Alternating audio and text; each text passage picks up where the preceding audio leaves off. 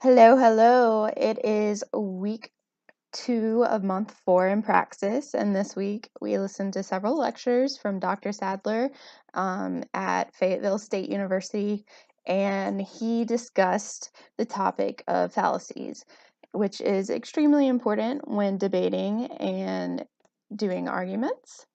So, what I want to go through is just 3 of the fallacies that stood out and kind of how to avoid those and how to turn those around into something that'll actually help you in debating.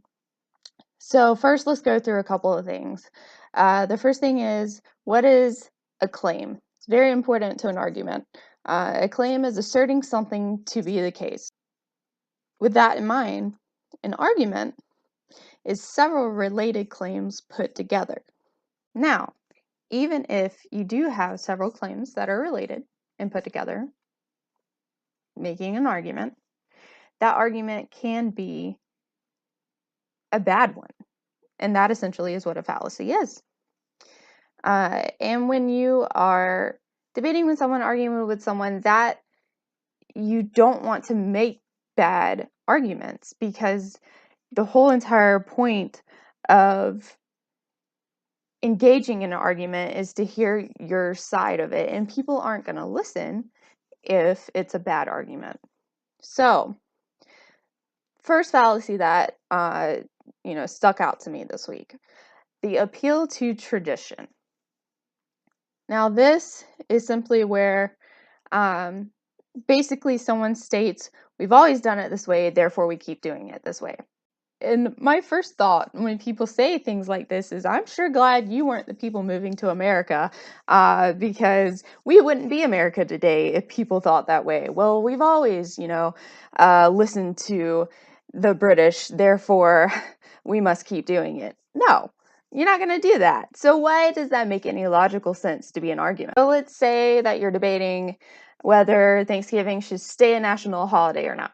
So instead of saying, I think Thanksgiving should continue to be a national holiday because we've always been doing it for years, try saying Thanksgiving should stay a national holiday because it gives people time to spend with their families, and they come back to work refreshed and they do a better job. Now, not only do you need to say that, but you should probably have some statistics and evidence to back that up. Second fallacy that stuck out to me: 2 wrongs make a right. So we all know that 2 wrongs do not make a right. That's kind of a saying that we grew up learning. But a lot of people still use it in their arguments. So basically, it's basically saying, someone did this, therefore I can do the same thing. Again, you're going to want to use reasons to back up this claim. You can't just say someone did this, therefore I can do it, and expect people to accept that argument.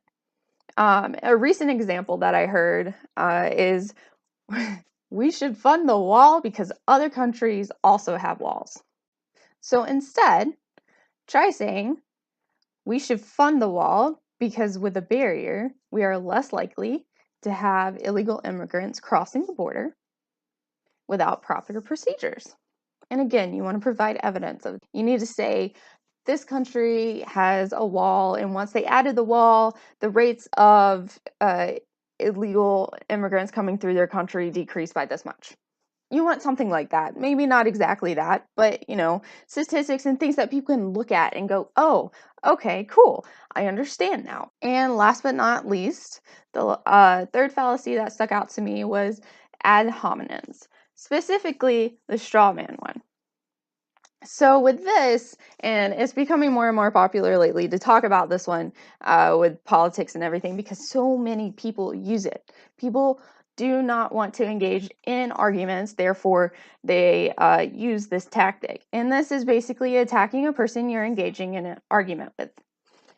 This specific one, the straw man one, deals with distorting another person's position, or just completely falsifying it altogether. What happens there is you just kind of go on a rabbit trail that has nothing to do with the actual argument, and just focus on what the person is not actually saying and rewording everything. The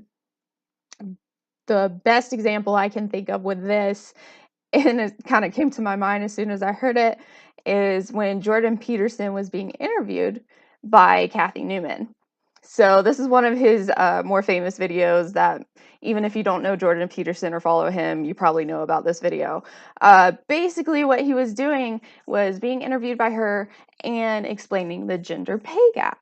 Now, she took the side of that it is there, we should do something about it.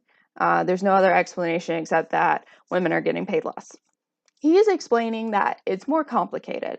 There are multiple reasons that go into this, and that is not because necessarily all women are being paid unequally. It's that other women are choosing jobs that pay less and whatnot.